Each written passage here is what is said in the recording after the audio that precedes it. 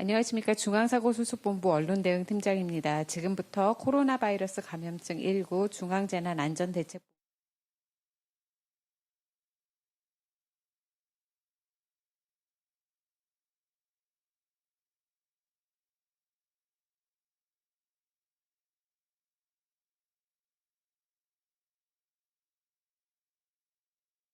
통역이 제공되고 있습니다.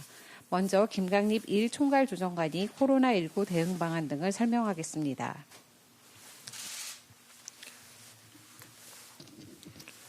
4월 8일 수요일 정례 브리핑을 시작하겠습니다. 오늘 0시 기준으로 코로나19로 치료받고 있는 환자는 3,408명이며 6,776명이 그동안 완치되어 격리 해제되었고 그간 200분이 사망하셨습니다. 어제 신규로 확진된 환자 수는 53명이며 격리 해제는 82명입니다. 안타깝게도 8분이 사망하셨습니다.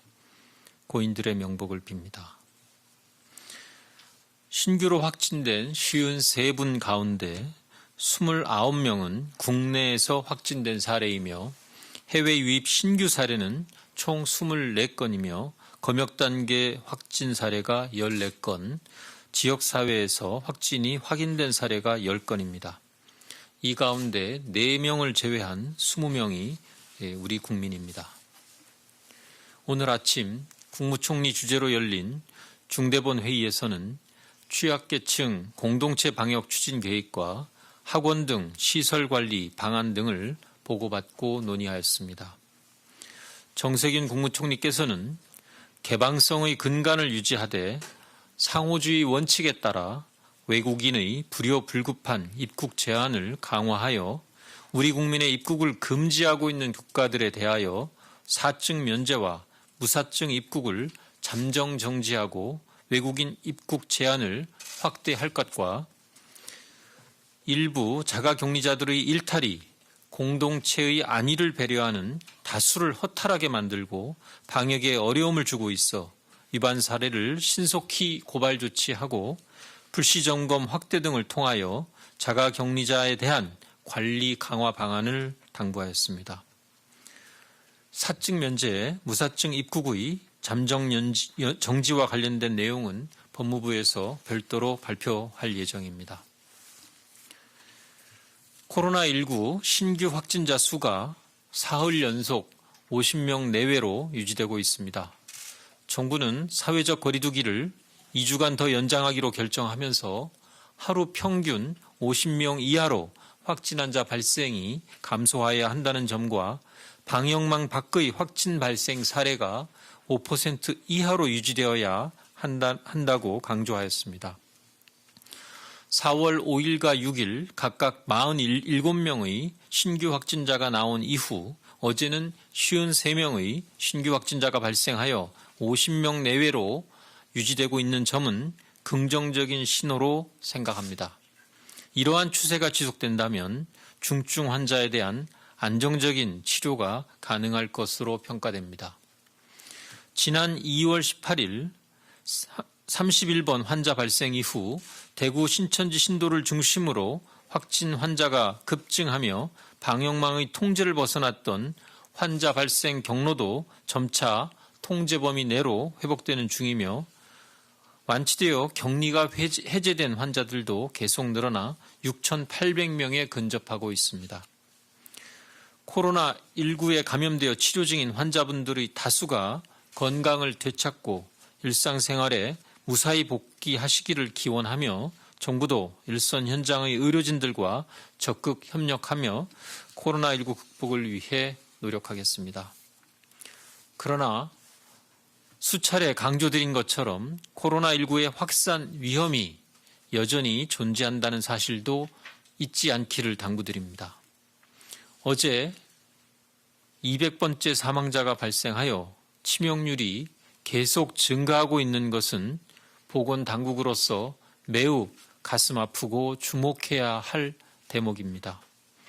높은 완치율과는 별도로 어르신이나 기저질환자 등의 고위험군에게 코로나19가 매우 위험하다는 사실을 이제는 우리 모두가 알고 있습니다.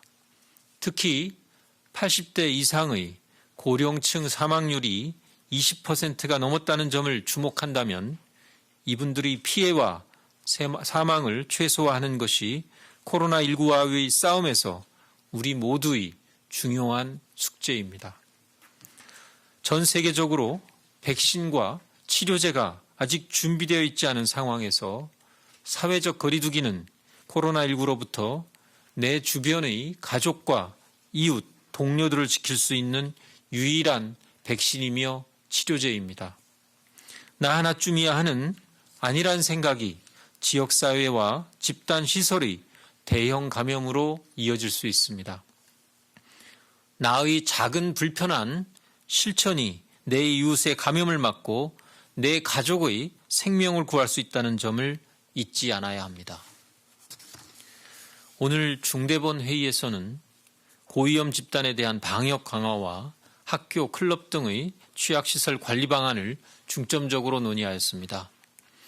중앙재난안전대책본부는 강화된 사회적 거리두기를 연장하는 동안 고위험 집단에 대한 방역 관리를 강화하며 집단 감염을 초기에 막기 위하여 노력하겠습니다. 요양병원, 정신병원, 요양시설, 교회 등의 종교시설은 코로나19 집단 감염의 발생 빈도가 높았던 시설로서 이에 대해 한층 강화된 관리가 필요합니다. 이런 이유로 이들 시설의 방역 관리를 강화하라는 지침을 마련하여 시행할 예정입니다. 주요 내용은 시설 내에 방역관리자를 지정하고 지정된 방역관리자는 시설 내의 방역관리에 일차적 책임을 지고 종사자와 방문자나 이용자들의 안전 여부를 확인하고 관리하는 의무를 수행하게 됩니다. 매일 체온을 측정하고 호흡기 증상의 유무를 정기적으로 확인하고 명단을 작성, 관리하여야 합니다. 해외 여행력과 환자와의 접촉력 등을 확인하여 업무에서 배제할 책임이 있게 됩니다. 또한 요양병원, 요양시설, 정신병원에 대해서는 한 명의 확진 환자라도 발생할 경우 종사자와 환자 전원에 대하여 진단검사를 실시하고 교회 등의 종교시설에 대해서는 역학조사를 통해 접촉자 범위를 다른 시설들보다 넓게 설정하여 검사를 실시하기로 하였습니다.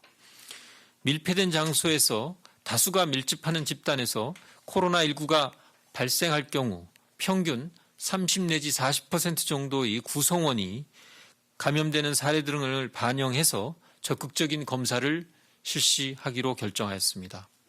한편 학원과 유흥시설에 대해서도 사회적 거리두기가 잘 지켜지지 않고 있어 강화된 조치가 필요하다고 판단하고 있습니다. 이에 따라 교회, 실내 체육시설 등과 마찬가지로 학원을 대상으로도 운영 중단을 권고하고 불가피한 경우는 정부가 제시하는 방역 지침을 준수하여 운영을 허용하는 행정명령을 오늘 발령하였습니다. 구체적인 방역 지침으로 강사와 학생들에게 전원 마스크 착용을 의무화하고 강의 수강 시에 학생들 사이의 간격을 최소 1m 이상 유지할 것을 제시하였습니다. 또한 최소한 매일 2차례 이상 소독과 환기를 실시하고 감염 관리를 담당하는 책임자를 지정해서 출입자 명단을 작성 관리하도록 하였습니다. 유흥시설은 이미 운영 제한 조치가 시행 중입니다. 어제 발표한 대로 경찰과 소비자식품위생감시원이 함께 참여하는 합동 점검을 주요 영업시간대에 집중적으로 실시하여 실효성 있는 점검이 이루어질 수 있도록 하겠습니다. 코로나19는 우리 사회 모든 구성원들이 힘을 합쳐야 이길 수 있는 질병입니다. 국민 개인뿐 아니라 각 단체와 시설들의 이해와 협조가 필요합니다.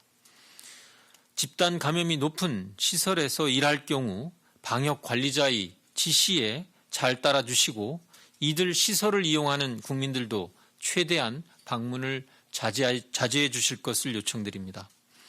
또한 국민 여러분들께서 최대한 집안에 머물며 다음 주말까지 사회적 거리두기에 동참해 주시기 바랍니다. 불효불급한 모임, 여행 등은 연기하거나 취소하고 발열이나 호흡기 증상이 있을 경우 출근하지 않고 집에서 충분히 휴식하여 주시기를 당부드립니다. 손 씻기, 기침 예절 등 개인위생 수칙을 준수하여 주시기를 거듭 부탁드립니다. 지금까지처럼 국민들께서 방역당국과 힘을 합쳐 함께 노력한다면 대한민국은 코로나19의 위기를 극복할 수 있습니다. 감사합니다. 네, 지금부터 질의응답 시간을 가지겠습니다. 배석자분.